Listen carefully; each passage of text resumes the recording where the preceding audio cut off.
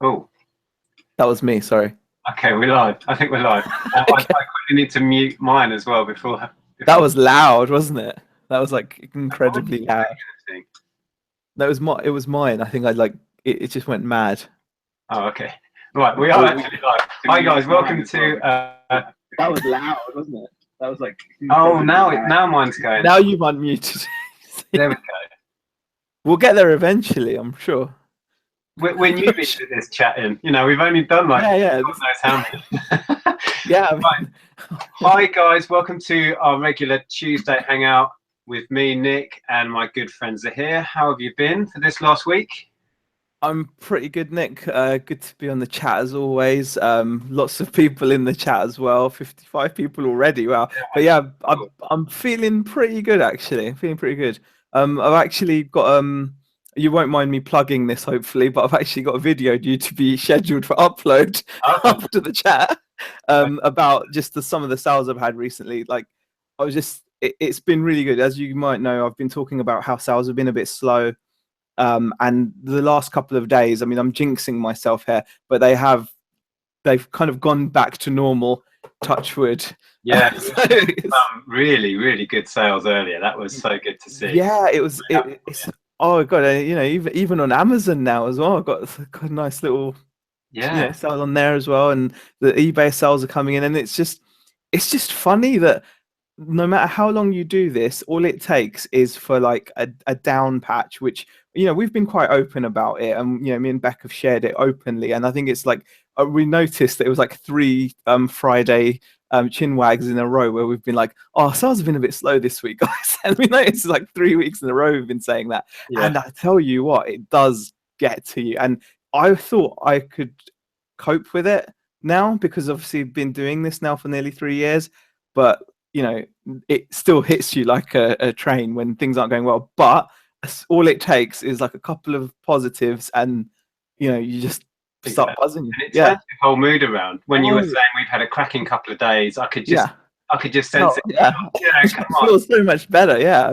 Then everything goes right. Then you're out sourcing at a charity shop, and just as you're spending money, a nice ka-ching comes in as well. And I love that as well. It's like, That's the nicest when you that's wait. yeah. We just spent. I literally had given the card over to pay for some stuff, and then boom, some money comes in. I was like, yeah, I so love it when that happens. yeah, It's like when I was at the jumble sale, I had a couple of nice ka-chings come in. It was like I've just paid for everything I bought at this jumble yeah, sale, which was good stuff, with two ka-chings, and I was coming home like, yeah, yeah. yeah. Exactly. I think it's funny how these little things kind of can affect. I'm genuinely chuffed to bits for you that it's turned Thanks. the Yeah. corner. And the We've thing I got was going to say about your channel, honestly, that's what people love about you and Bex, because you are so open about when it's fantastic and when it's not. when it's hard to hide it though, isn't it? When it's not Yeah, good, you absolutely. And can't to you be can't honest, that's really. what people So love. yeah, I think all of us, to be fair, we it comes across, doesn't it? When obviously it's great when things are going well though. I mean, I've got to mention actually on that note, your chat with Margaret was like pretty heavy stuff. So Yeah, there's always other sides to to what goes on in terms of reselling, and you have to kind of keep yourself yeah. motivated. I'll And touch on that in a bit actually, yeah, because we've sure. got some plans with Margaret going Oh, forward. okay, But I just cool. wanted to say a few hellos because there's lots and lots of people. We've currently got 117 viewers already, so welcome aboard. Wow, If you're everybody. regulars, welcome back. If you're new, I'm Nick, this is Zahir, and we sell secondhand stuff. And I've got awesome hair.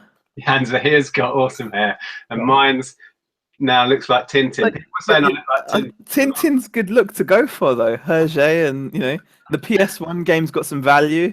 It must just you keep it as a reminder, so when you're outsourcing, you can be like, that's the game. First in the chat today was 95472 Pickers. So congratulations for being first in. Yeah. Panzer, good used goods, £400 and down. Haggis Hunter's in there. Richard, Gary, Dunster, good used goods. Did I say that already? Yep. Hyper Picker, Chelsea's in there. Hi, mate. Loads of people. Lots and lots. Fashion, Twin Red Dragons, Southwest Sellers, Darren Smart, Treasure Pirate, Phoebe, Falling on a Bruise, Chicago Town Hustler. I mean, yeah, it's CP Crafts. There's loads of people. I'm gonna try to scroll down a bit so we can keep on track as well.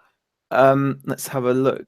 Lewis Foskett says, "Good evening, Nick and Z. Hope you're all well. How are you? One question: does having lots of mediocre items listed still help sales? I've heard the more you list, the easier buyers find your items."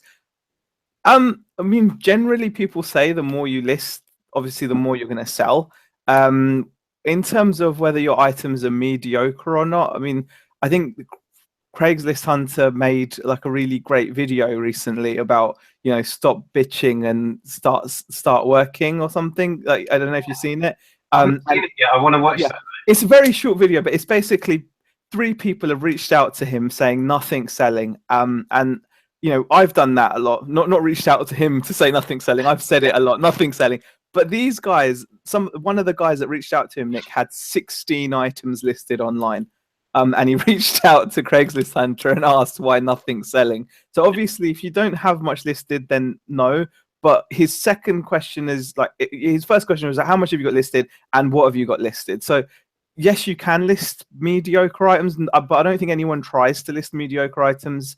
You know, ideally, if I had my way, my shop would be full to the rim with vintage record players and, you know, high-end hi-fi and whatnot. But it's just not realistic. So you have to have a range of items. That's my opinion on it. I mean, what do you say to that? Well, absolutely. If we could all find gems every day and high value, high profit items, our stores would be full of them. But that's not reality. No. You know, so you kind of have to go with what's there in front of you. And when you buy job lots and when you go to jumbles and you take pot shots on things and that, like I do, you end up with lots of crap alongside the really good stuff. And once you've got it, you might as well cash it in and list it. That's the thing. I think my take on this is there's always been a theory that if you have activity on your account, something happens and you get sales. I don't know whether that's just a mental thing or whether there is actually some logic to that, or some algorithm where if you're adjusting prices or not even listing, but just on there having activity, people working on the shop. Yeah. Nobody really knows. Tom's in the chat as well. Hi, Tom. Hi, Tom. Is in there. While Tex is in there, that chat, if you haven't seen it, pop over to Tex's channel. I went on, that's Margaret, Texas Gal Treasures. Just search that, you'll find it. I went over there to share with her some things I went through in my past, and Tex did as well. And we're hopefully going to have continue that chat in other videos. So there'll be more of that coming. But yeah, I won't go into it on here, but it was an interesting chat. It's about things I went through in my past. So yeah, go and check that one out, and check out Tex's channel. She puts I think she's about on 1 video a day now. She's just churning them out. It's amazing. Who else have we got in here? Tom Hall, Malinky, Kurt Potts, Amanda, Raz, lots and lots of people. We haven't got a particular topic. We just wanted to come on and share how we've been getting on and have a ramble, really. So if you do have any questions, we should be able to. Can I just say, Lonnie came into the chat and said, "What's up?" And then Southwest Reseller says, "Bex is pregnant with twins." And Lonnie then said, "You're kidding. Z would be sweating." Yes, you're right. I would be sweating profusely right now. I think I'd be in shock. And I think Beck would be very shocked also. So yes, that's not happened. That would be a bombshell and a half. Oh God, tell me about it. Yeah. I was just looking at her over there, she's laughing. so yeah, okay.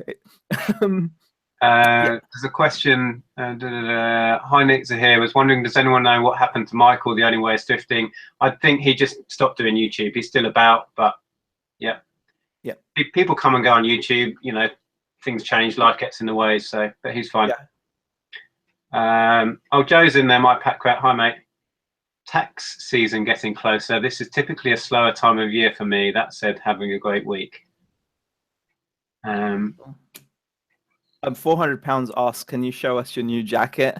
Do you have it to hand? Oh, yes. And any excuse for Nick to bring the jacket out. If you didn't see the hangout I did with Andrea on Sunday.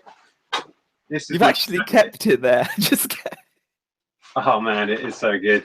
Saying that though, Nick, I don't know about what the weather was like. It's been like lovely today. It's been absolutely sunny and really nice. It So was warm, but I wore it. yeah, you still wore it. It's yeah, it's fair enough. Brilliant. Right. Have you got any more questions? If not, we'll just ramble. We've now got 155 people watching, so thank you everyone. It's amazing to have that many people in here. Yeah. Ads is in here as well. I've just read that Zaftig Zoe says, "Hi guys, listing and getting ready to make a video." I don't know if Zoe's made videos before, but yeah, drop me a message with a link to it, and then people can find you. Definitely. Nick Zipper stuck on his yellow jacket, can't get it off, says Raz. You know when you just get a coat and it's just, it's everything you ever wanted from a coat. And because I wasn't looking for a coat and it was an accident, it just made me so happy. Is it just me? Am I that sad? No, I tell you what, again, we talk about this quite often, but about how reselling can be a lifestyle. Every morning when we get up and we make ourselves a cup of coffee or a cup of tea, we make it in a kettle that would normally cost about £60 RRP. And it just makes me smile that I paid £2 for it. And I would never buy a £60 kettle personally, unless I came into like a lot of money, because it's a kettle. It's a fancy kettle. I can boil the water to 80, 90, 100 degrees. I can keep the temperature steady once it's boiled. It's a nice little Bosch kettle. But I picked up for £3, and even on eBay, you could secondhand, you could still get 30, 40 quid for it, I reckon. But new, they're about 60, 70 quid. And that's every morning. I think that at some level, that makes me happy. Same thing with our iron as well. Like, got like this monster steam iron that I can go one up on that. I got a few years about 5 years back. The house here that we live in now, it hadn't had a new kitchen put in since the late 80s, it looked, or early 80s, and we were going to renovate it. So we had companies price it for us, and it was going to be 10 grand and upwards to get what we wanted. So I bought off a really nice posh family in St Albans their kitchen. They were redoing their kitchen and putting like in a 50 grand kitchen or whatever. So I bought this kitchen, it would have cost about 15 to 20,000, and I got it for about, I think it was just over £1,000, and fixed it all myself. So our entire kitchen. So every time you use it, you're like, yeah, bargain. So I mean, you definitely get that enjoyment from it, I think. It was so satisfying. The fact that we were able to do it ourselves, we didn't pay anyone as well. All I paid for was a professional to come and do the worktops, and that was it. Kurt Potts says, "Hey Nick, hey Nick Zahir, have started selling 2 weeks, 6 sales, and I've received 2 different eBay vouchers, £25 vouchers. Is there a catch? Two £25 vouchers seems crazy. I'm not aware of any voucher deal or scheme, so you should just check the email very carefully. Look where it's from, because I mean, what are the vouchers for? I mean, is it to spend on eBay? I mean, I don't know. There was talk about the thing where you get vouchers to spend on eBay products as a seller. Like, no, I think the new thing that's coming in with the new fees is we'll get like £10 to spend on stationery for the middle store. Yeah, and I would be cautious with those vouchers unless you know. But £50, yeah, just be careful. That's all. Let's have a look. Question: eBay seems slower. Is it me? Lol. Yeah, it's. I think it just depends, doesn't it? It's so random. It's a fickle beast. Is all I can say. I mean, I'm feeling great at the moment, but who knows? By tomorrow, it might be different. We just don't know. We've had a good couple of weeks actually. It's been really kind of steady. Amazon has been up and down like a yo-yo. Had really good days and then nothing for a day or two. But eBay, thankfully, has just been ticking along, and a lot of that is still that mega haul stuff, because we had such volume, and it just sits there and churns over. So that's and you've got the sales history on those items as well, which is that's fantastic, isn't it? Let's have a look. I saw something. Oh, Zoe says that jacket is magnificent. It's magnificent. Okay. I've actually got like a couple of pickups today I can show. Yeah, why not? I did show them on my Instagram, actually. You know, you can do like a little, you're an Insta kid, aren't you, Nick? You're into Insta. You know all about it, right? Yeah. Like I didn't know quite. Andrea's all over it now. Andrea loves it, but I've still not done. I did a video. You can do videos on it as well. And I wasn't even sure, but you can go live because I saw Beck do one when we were walking on the beach once, and then I was like, oh, okay, you know, just do a video of my pickups. I thought that was pretty cool. But apparently it vanishes, so after a certain time, I'm not sure. But yeah, I'm still trying to get my head around it. But you know, but anyway, yeah, I got. Guess what I got for $5? Sealed Minecraft on PS4. PS4. Oh. Yeah, I paid $5 for it. I thought that wasn't bad. It should sell pretty quickly. So Yeah. that was a pretty nice pickup for me. I was like, wow, you know. It's odd, isn't it, when you find a really like, sealed game. Yeah, brand new, sealed. It's legit. It's, you know, it's just, it was there for $5, and I was like, yeah, okay, I'll take that. Obviously, the obligatory Harry Potter now. Paid £1 for that just to complete a bundle that I don't have yet. But this is my pickup though. I'm not sure if this is a great pickup yet or not, but it's like an old vintage Slender Tone, a lady Slender Tone. It's £7.50 I paid for this. Ooh, it's got all the wires, it's got all the electrodes and belts and everything. Right. It's, you know, those things that you put. And there has been a sale that was on at 150 with best offer. But then I've seen some go at auction for a lot less, like down to as little as £10. So either I've done really well or I'll make my money back. Did you say one sold that was on at 150 and they took a best offer? Yeah, they took a best offer. So I don't know what they that you can find out what it went for apparently. Oh really? Yeah, I'm sure it might have been Darren shared that with me. I can't remember. Somebody told me that you can drop the like eBay number, I think, or something into a certain website, and somehow it finds the sold. It finds it. Or someone told me that. If you know in the chat, let us know. I found that website for Etsy the other day because I was looking at something which had sold on Etsy. Yeah, one went for 21 quid, which is ridiculous on bids, and one went at a tenner on bids. But buy it now, this guy got 150 with best offer. So if I can actually find out what it went for, that would be pretty fantastic. I think Kaz has mentioned this website as well. There's a way. I'm sure there's a way. Yeah. I was just reading. Gary Dunster has been watching some of my old chats and some of our old chats. He was putting comments on earlier today. He says, been enjoying the old chats, but Nick, are you still only dispatching 3 times a week, Monday, Wednesday, and Friday? Currently, yes.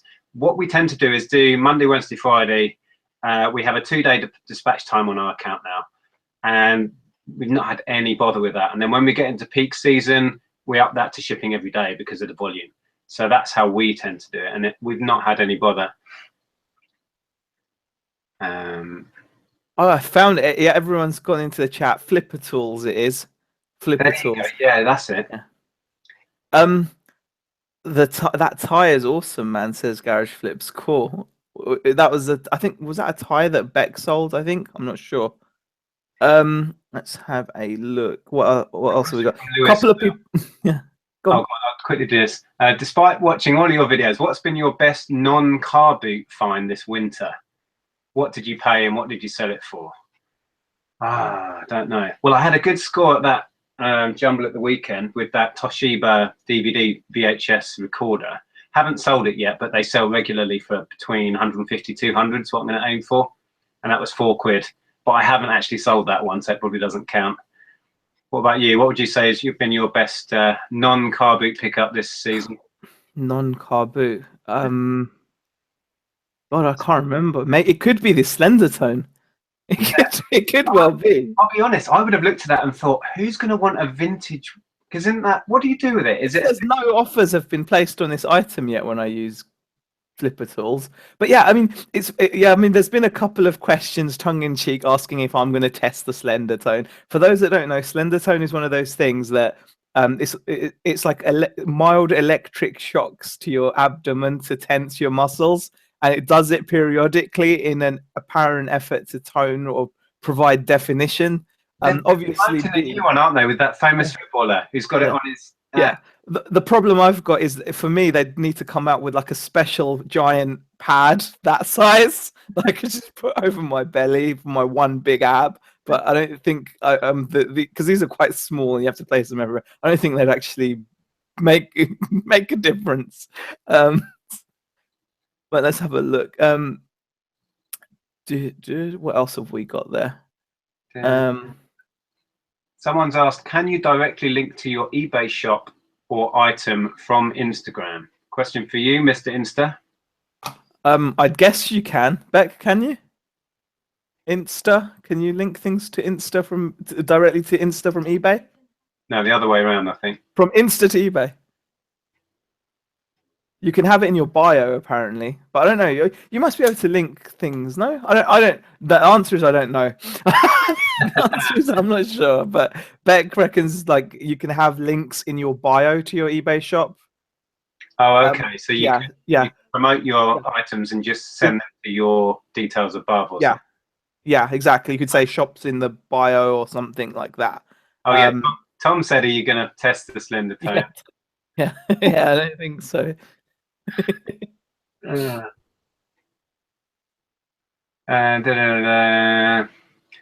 Question: would you share your opinion about? No, I'm not going to talk about Les's rant because it's not worth talking about. I think I'm going to try that.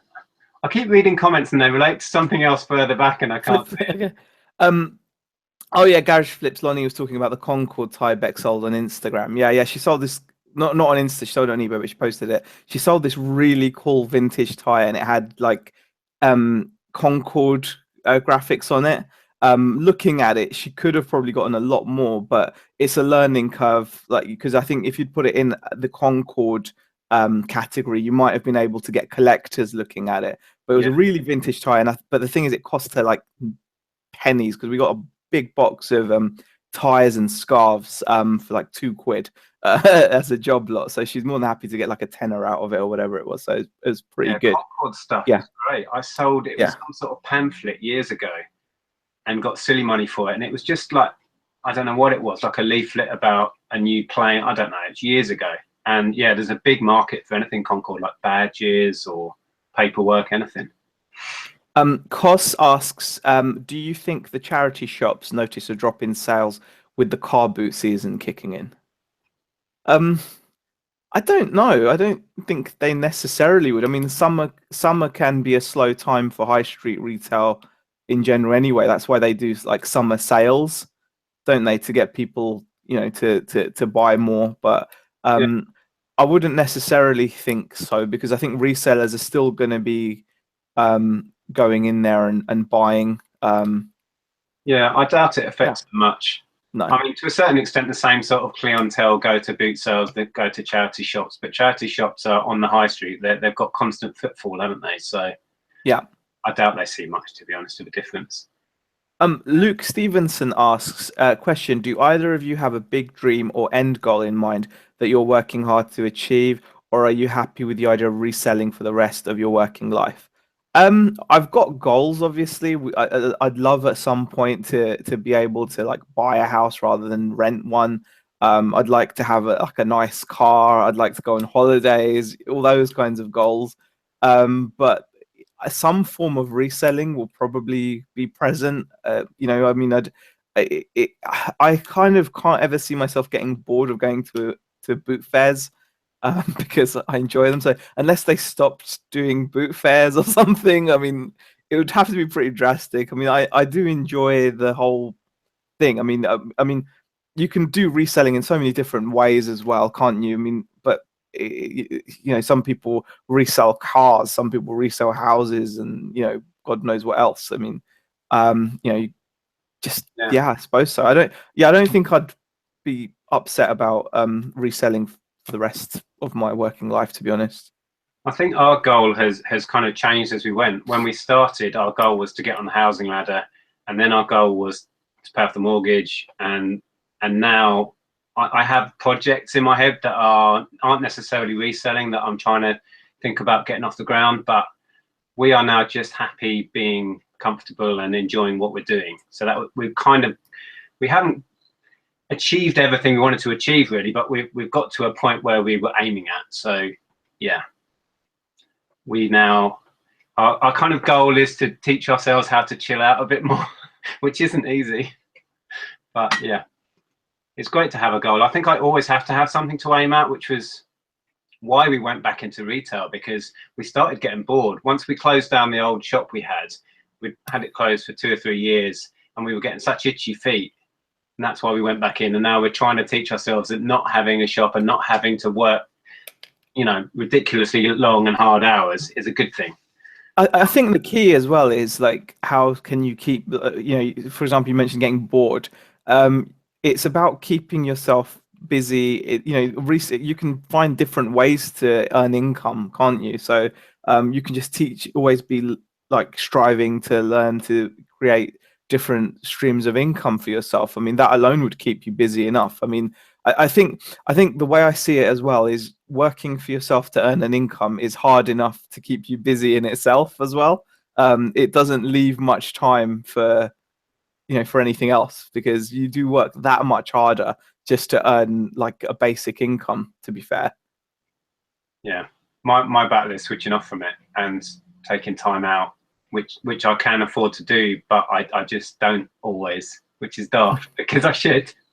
But I just saw a question I could answer easily.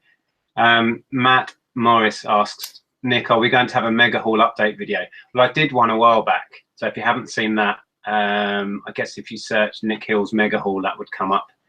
But I could do one again in the future, but it would just be all the same stuff selling at the same prices, so not sure that would be interesting.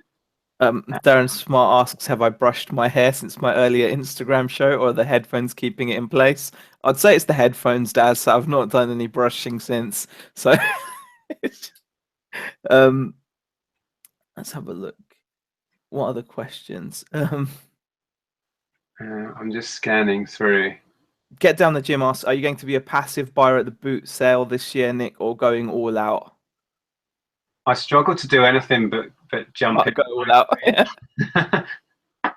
When I'm at a boot sale, I just kind of go for it. I'll tell you what it is. It's knowing that there's other dealers around me that are going to snaffle the stuff up. I'm a naturally competitive person, and that's kind of the drive for me. So yeah, if I'm there, if I've bothered to get out of bed and go to a boot sale, you know I'm going to hammer around and pick up everything I can. It's just how it is.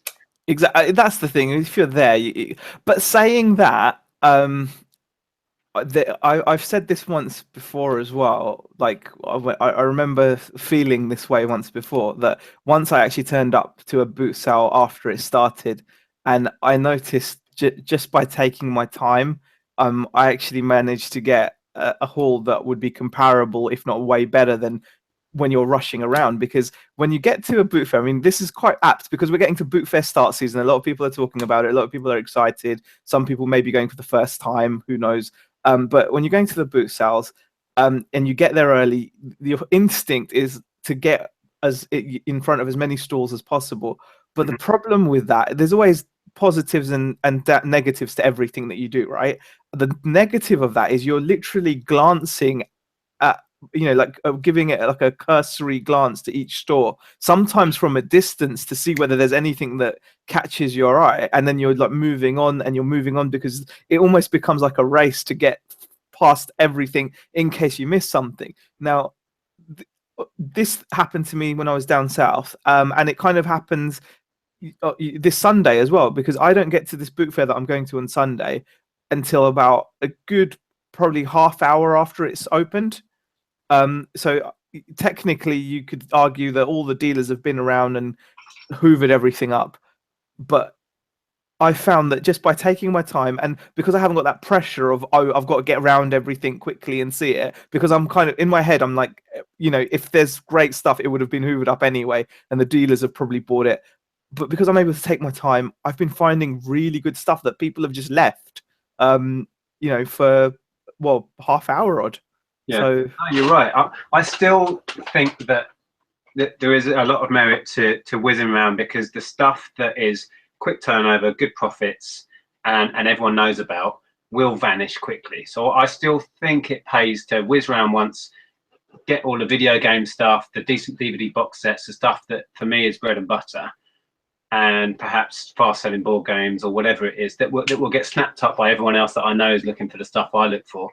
And then if I've got time and I don't have another boot sale to go to, I'll go around again, and then I'll go around again quite often. And like you say, you gradually slow down and take more and more time to look and rummage, start rummaging in boxes. And but again, that's the thing. It is positives and negatives, because like down south, on this happened to me and I couldn't believe it. I arrived late. I saw all my regular dealer nemesis, or however you pronounce it, and in the very first aisle, because I took the time to just rummage through a box, I got a Mewtwo. Okay, damn it, damn. No. Am I back? you sound Am I back? sound normal. Yeah. I'm sound normal. Okay. Yeah, I was just gonna say, like, in the very first aisle, because I took the time to rummage through a box, I got an Olympus Mewtwo for 50p, and that was arriving late. That was in the very first aisle. Everyone that had gone in and ninjaed around had missed it. And also, the other thing to note is sometimes sellers hold back the really nice stuff a little bit later because they don't want to get mobbed. And amount of times sellers will say, no, I've not got any I've got no video games. They'll just lie because they're afraid of getting hounded and feeling, you know, rattled because all these people are swarming on them. So they just say, no, I haven't got that stuff, and they bring out like the household stuff, the big bulky items that they want to get rid of. And then once it's calmed down, suddenly you'll be walking past on your second run or your third run or your fourth run, and they will have put like a piece of gold on the table. Not, you know, actually, but I had that very thing. I was buying some books off a lady, and I just happened, all the dealers were there shouting out, have you got any computer games? Have you got any gold? Have you got any mobile phones? All of that, and really just being not aggressive, but being loud about it. And she was just, she had not mobile phones, but she had a load of video game stuff. And I just stood there and waited. There was sales going on all around. It was crazy. I waited, I was patient, and I paid for my books. And I just said, I don't know if she asked me or whatever. No, she saw, because I had some video games in my hand or in the top of my whatever. She said, if you're after that sort of stuff, come back in 10 minutes. I'm not putting it out because I'll get mobbed. And I went back in about, I think it was longer than that because I got carried away. I went back about 20 minutes later, and she waited for me to come back. Wow. Put that stuff out. It wasn't great stuff. It was just still new stuff, and I just picked up a couple of bits. It could have been, but it could have been, and that's the thing, guys. Really scared to put it out because he was getting mobbed as it was with the toys and games she had out. Yeah, I mean, just like we resellers have got this community where we talk and we share. You know, even like the once in a blue moon family that decides to have a clear out. Everyone's got the internet now, guys. So what you'll find is a lot of people, before you do anything, a lot of people now just Google it. You know, before people do anything. So if people want to, like, I don't know, try a new flavor of crisp, they might type in, you know, review of that flavor of crisp. And in the same way, people that are first going to a boot fair for the first time, trust me, they're going to be typing into, you know, how to do my first boot sale or to do a boot sale. And there are threads, especially on websites like Money Saving Expert and places like that. There are literally threads where people are discussing best methods to do your first boot sale, how to be prepared, what to look out for, how to avoid getting stolen from, how to avoid the bum rush that, you know, ensues when a new car pulls up, you know, all that kind of thing. So people, even though they might be first timers, some of them are going to be going there armed with a bit of knowledge, knowing that, hold on, I've read that it's probably best I don't put all my NES games out in the beginning. It's probably best I tell them I don't have any until things calm down, and then I put them out afterwards. Exactly. And well, people sometimes forget that we are living in the information age, and YouTube is part of that, and Google is you know, behind all of that. And information, so much more information is out there. I mean, what we do is just a tiny part of that, and it's not. This is never going to regress. This is never going to get smaller. It's only ever going to get bigger. So and it's not exclusive to us. So just like searching completed listings on eBay isn't an exclusive tool for resellers, it's available for anyone out there that's a reseller or not to check the value of something. Just like that, all this other information is also, it's free to everybody, isn't it? I mean, you know, if we've all seen that when you go, I've been going to boot sales for donkey's years now, and in the early days when eBay was new, nobody really knew about it. It was kind of like a little secret. Now I struggle to go to a boot sale and not hear people talking about eBay 4 or 5 times. If not, it's written on the bloody labels on things that says this sells for a tenner on eBay. So it's common knowledge now. The whole information about this, about, oh, you can sell it on eBay, and it's in everyone's pockets, in everyone's phone. Yeah, the game has totally changed. I just wanted to pop in the chat. There's a few questions that I saw. £400 and down. I know I'm way behind. I will scroll down in a minute. Is clothing slower to get going than board games? I'm finding board games really sell fast, but clothing is sitting there. Totally depends what you've got. Andrea listed a calico dress. I think it was one that she shared recently, and it sold a couple of minutes after she listed it. Conversely, some board games you'll find they'll sit there for months. So it totally depends what you've got, as in with every niche. There's fast sellers and slow sellers. Right, let me catch up with the chat and see what we've had recently. Should just mention we've got 185 people watching. 185. Yeah, 185 people. So thank you very much for joining us. We do appreciate it. Yeah, welcome. If you are new, don't forget to sub if you haven't already. Yeah, and to my channel. Yeah, and to Zahir's. There will be a link. I don't think it's there now, but there will be a link to Zahir's after if you're watching on catch up. Let's have a look. Yeah, there's so many comments. David Morse asked, to be an Amazon top seller, do you have to do anything other than hit the targets eBay have sent?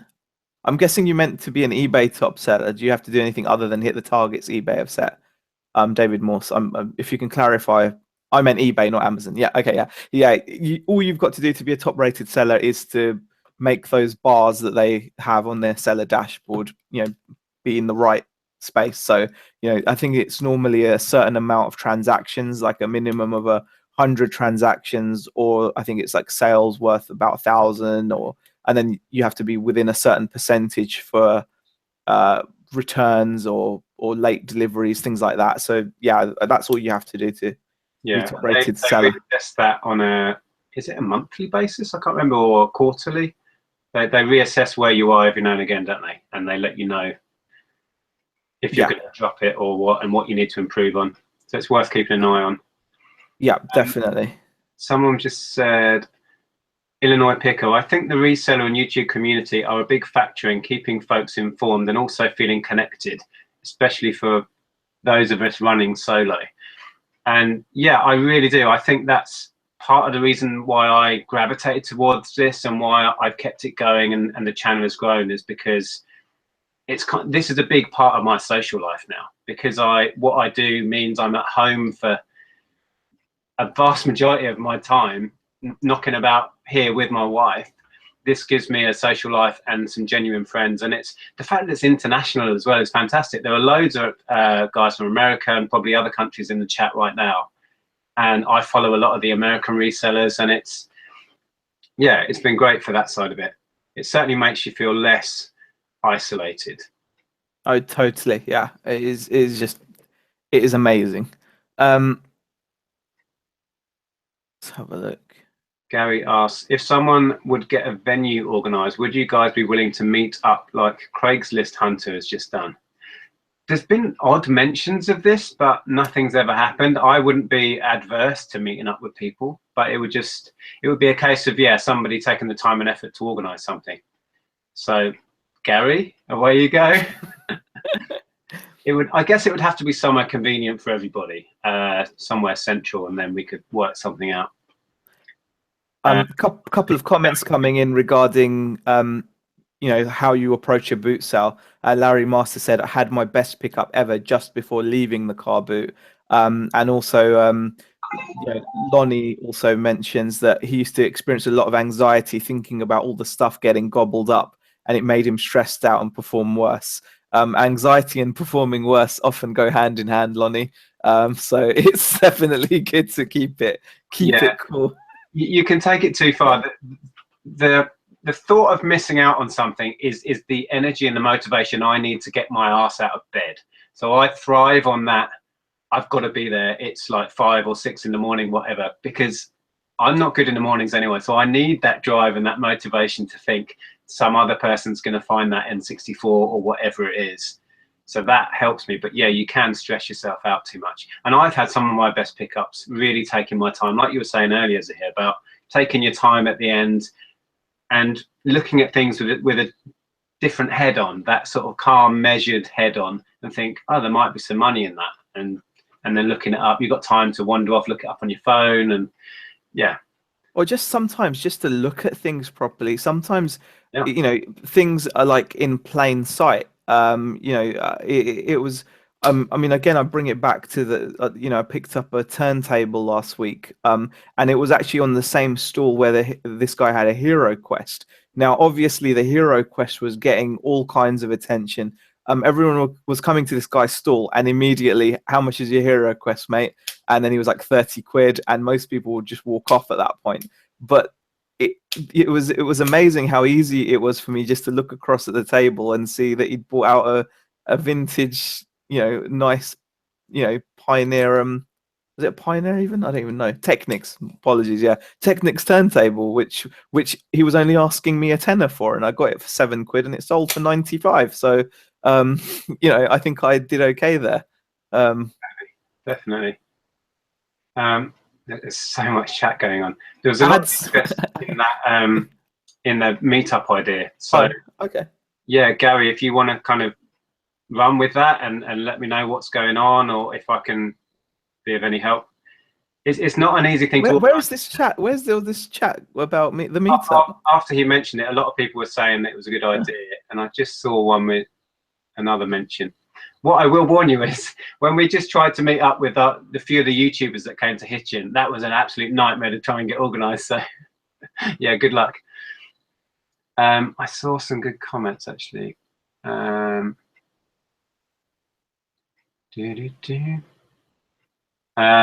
was saying that your channel's fantastic, Zahir. Oh, thank you, Lonnie. Lonnie's as well. Have a look. Matt Morris says, question Z, how is the clothing side going for Bex?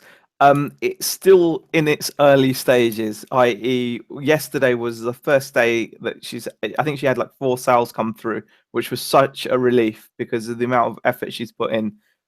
It's still sporadic, but you know, we know that it will kick in, and I think yesterday was a nice reminder not to panic too much, because you know it was just nice to see. It's quite a good point to bring up because it shows that this takes time. I think sometimes it can be all too easy to think all I've got to do is open a shop, stick on a bunch of stuff, and stuff's just going to start selling.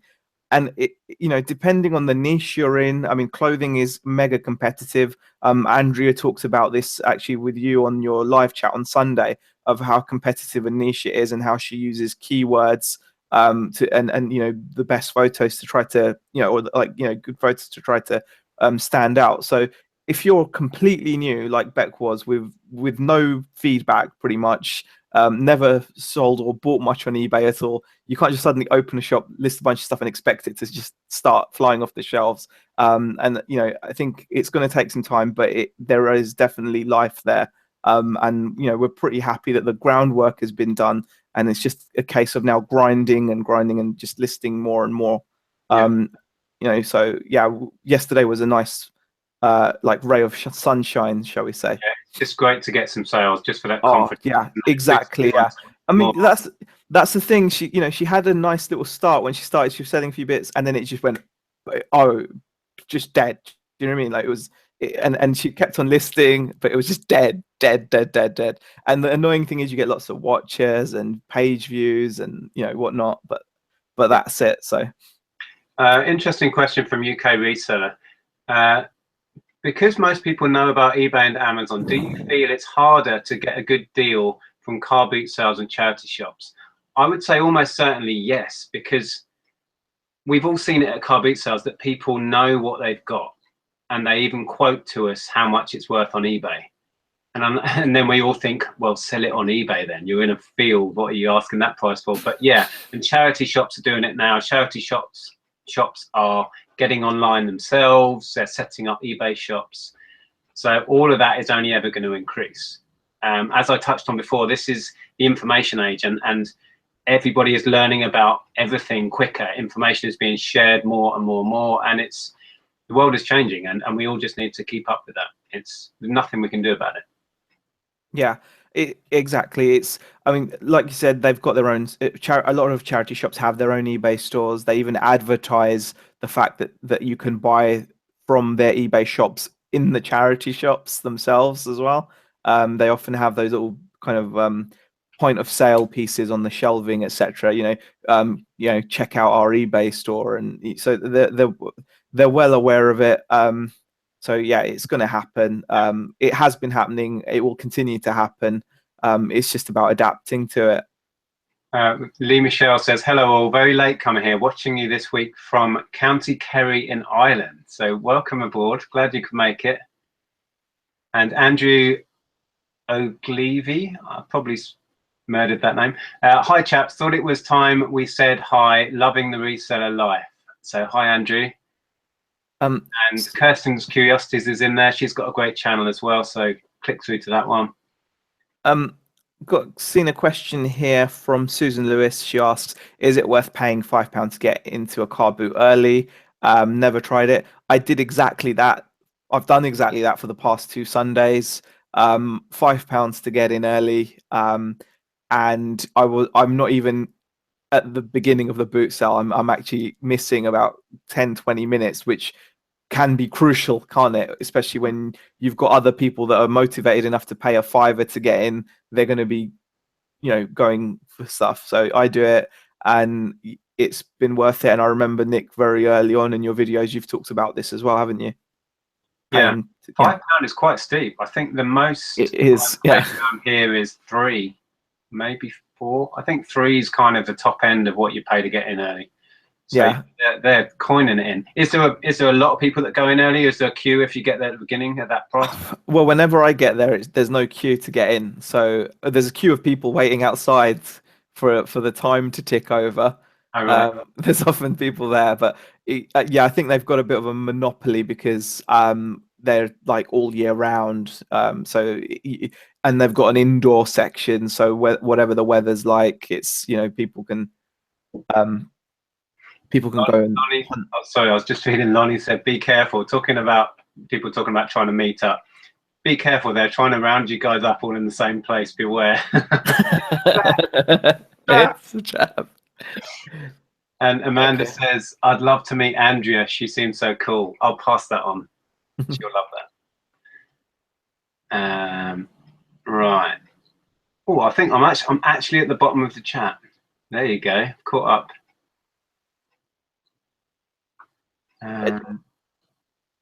Joe's in the chat as well. Did Zahir not pick up the hero quest for 30? No, I didn't, and I regret it. And that's not the only thing I didn't pick up for £30. A week later, I had to leave a SNES because I just didn't have that much cash on me, so I was gutted.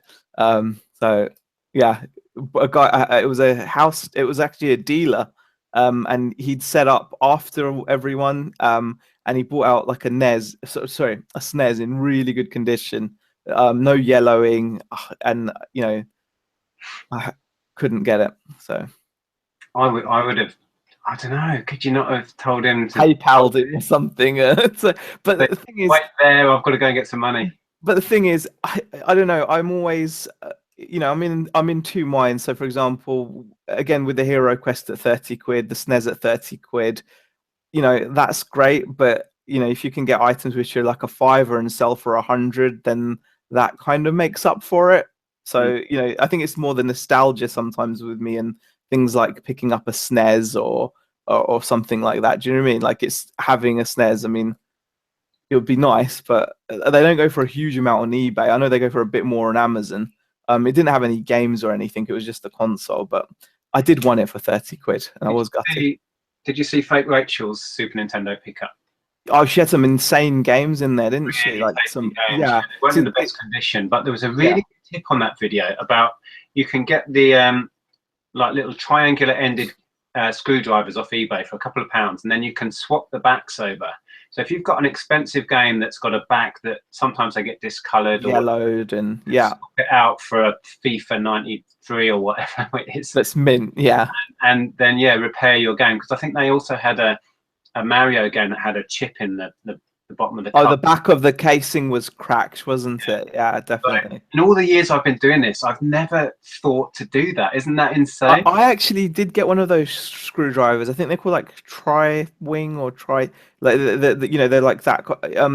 I got it just to look at the insides of some Game Boy Advance games, because I think it was also to replace the battery on a Game Boy Pokemon game where the battery had died. Have you managed to do that? Yeah, it's not hard. It's all right. So what battery is it? Just those little think- tiny cell battery? Well, the battery you put in will probably be physically bigger than the one that's already in there, but I think it's like a 2032 CR2032 or something along. I can't remember fully now, but it is bigger, but it just works. There's actually a couple of tutorials online. You don't even have to use like what's they called, soldering iron. You can keep the battery in place just with just by closing the case down on it, because the battery's bigger, so you can do that. Yeah, because the Pokemon games go so much quicker and for more if you can say replacement battery in it, or memory save working, all of that. Tri-wing, that's it. Yeah, Tri-wing.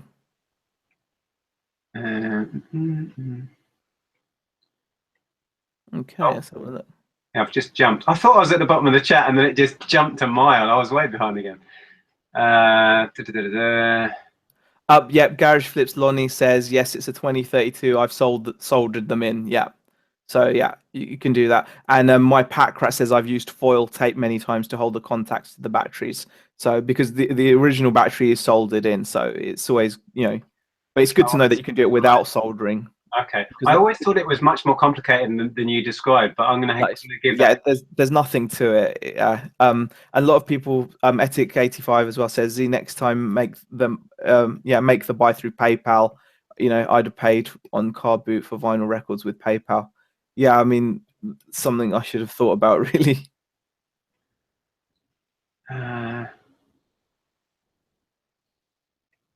Cool. Okay.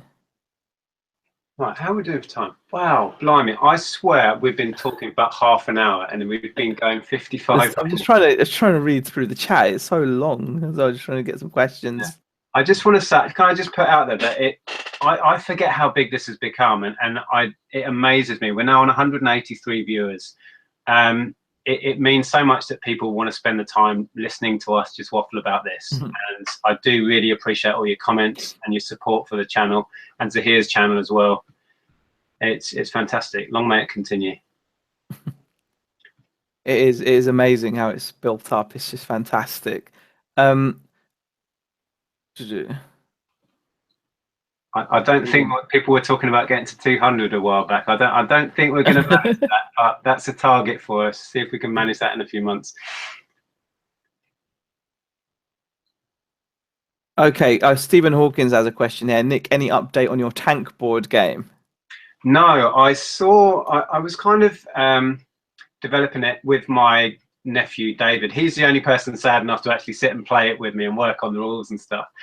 So we're going to try and get together and get it out, because I've come up with a different, a different way of playing it that might make it better. So I just don't know how to take it from a concept to something that might possibly get in production.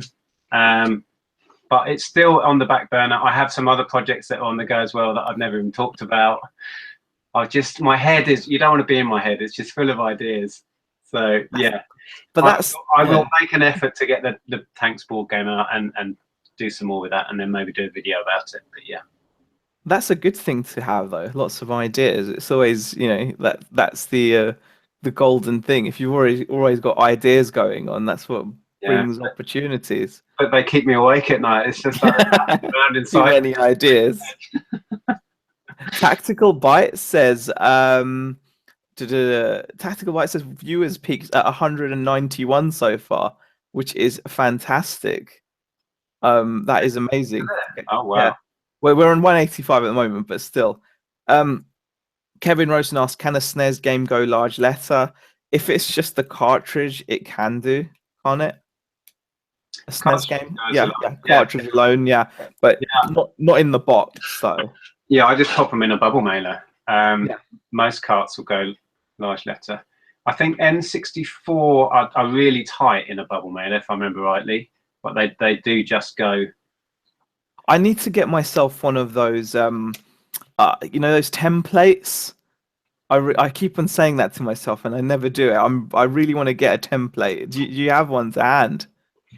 I've got the one that the post office gave me like years ago.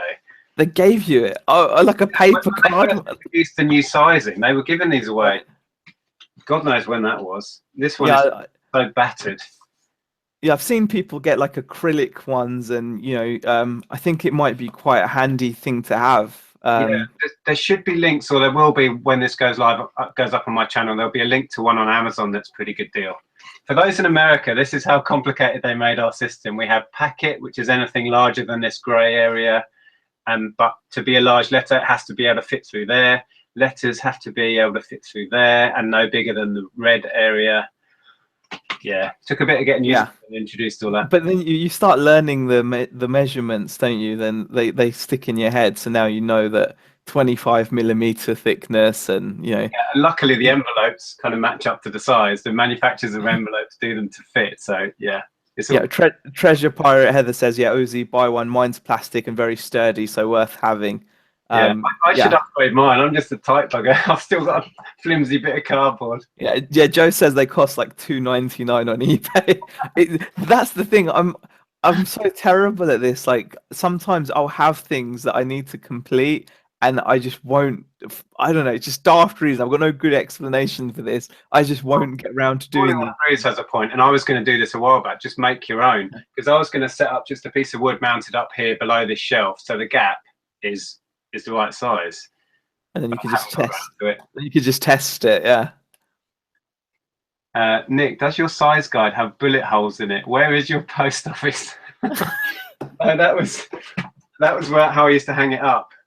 That was when I was trying to get organised once, which didn't work out. Yeah, a lot of people are quite big fans. Anne Isaac has said get one; they're brilliant. I got one like a triangle with a top cut off, British made, really useful as a ruler too. Peter Cummins asked, question, ever screwed up on postage? Yes. Yeah. Yes. It's a lot of passage screwing up on postage. Yeah. When we first started out doing merchant fulfilled on Amazon, we got into books and all of that. I vividly remember selling one of the chunky Harry Potter books, and we didn't factor in the amount of postage, etc., and we lost money. We paid to send someone a Harry Potter book, and never again. Never again. You do it once, and then you give yourself a slap, and you work it out properly next time. Yeah, I mean, if you haven't already, guys, I think it's a good idea. Obviously, it's up to you. I'm not here to like tell people what to do, but I found that the business policies on eBay are really good things to have. Because once you set up a postage policy, it just makes it a lot easier. So I've got like policies for large letter items under 100 grams. I've got a policy for large letter items up to 200 grams, and I've got like parcels under 1 kilo or under 2 kilos, parcels between 2 and 5 kilos, parcels between 5 and 10, and all I have to do is just choose from a drop down menu the relevant postage policy for whatever item I'm listing, and it's just all nice. It's done. Then you don't have to keep filling in the postage details. The only negative to it is if you list on your phone and it's an Android phone, then for some reason the Android eBay app does not recognize postage policies, so it's a bit silly. And so if you list something on the phone and you fill out the postage details, it creates like another postage policy, which it shouldn't do. You should be able to just choose from ones you got set up. Yeah. Good stuff. I was just reading down. Joe wants your address because you buy me one. Buy you one of those templates. I'm gonna get one, Joe. Don't worry. I should do it. It's just such a bad habit. I was really proud of myself. I actually bought a Lemony Snicket book so I can complete a bundle I've had of books sat there for like a couple of weeks now. I did that not long ago. Yeah, I was really proud because it's been there for ages. And, like I should have done it a while back. And I got to a point where I needed like the odd one or two, and I thought these have all cost me like 50p or 20p or whatever. Yeah. So I'm in it for X amount, and potentially it's 40 to 50 quid's worth of books. So yeah, it's worth spending. well, I actually found this book for £2.80 on eBay. That's with free shipping, hardback. They sent it to me for £2.80. So yeah, much. No, but they're like I think they're like a big store. I've just noticed Tex has gone live. Well, we're going to finish soon, so once you finish here, pop over to Tex's channel because she's just gone live. Yeah. Hi guys, is there an easier way to give parcels to Royal Mail? Post office must hate me. You can get stuff collected, but I think you need a Royal Mail account similar to what I use, and then you can have it picked up. I don't actually do that because my post office is so near. I just drop it up there. But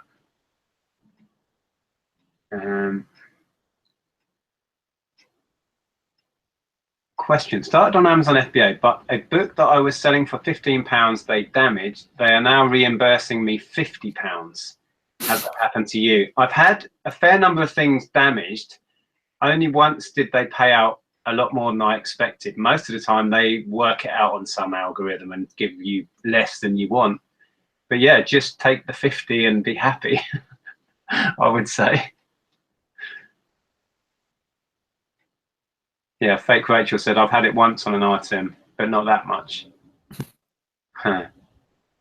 Yeah, sorry Lewis, you've just joined the stream, but we're about to wrap up. We've been talking Tat for an hour and a bit. Yep. There was talk. I'm sure I saw Gary is still talking about this potential meetup idea. He says he's going to post it on the resellers forum apparently about the meetup. If I get 50 people that want to go, I would organise the meetup. You might want to put it on the UK reseller Facebook group as well. That would get a lot of people looking at it. But yeah, see how you get on and let me know. Right then, buddy, should we wrap this up? Yeah, definitely. Yeah, go and watch Margaret now. Yeah.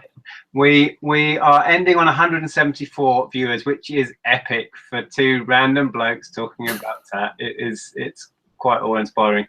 So thank you so much for joining. I hope we touched on a few of your questions. We'll be here next week with a guest, I believe. Yes, with a guest, and we'll be back for more Tat Chat. So thanks for here. Appreciate that, mate. No worries at all. Thanks for watching, guys. And we'll see you all soon. Yeah. Actually, we'll be back on Sunday on our channel with Andrew before next week, but yeah.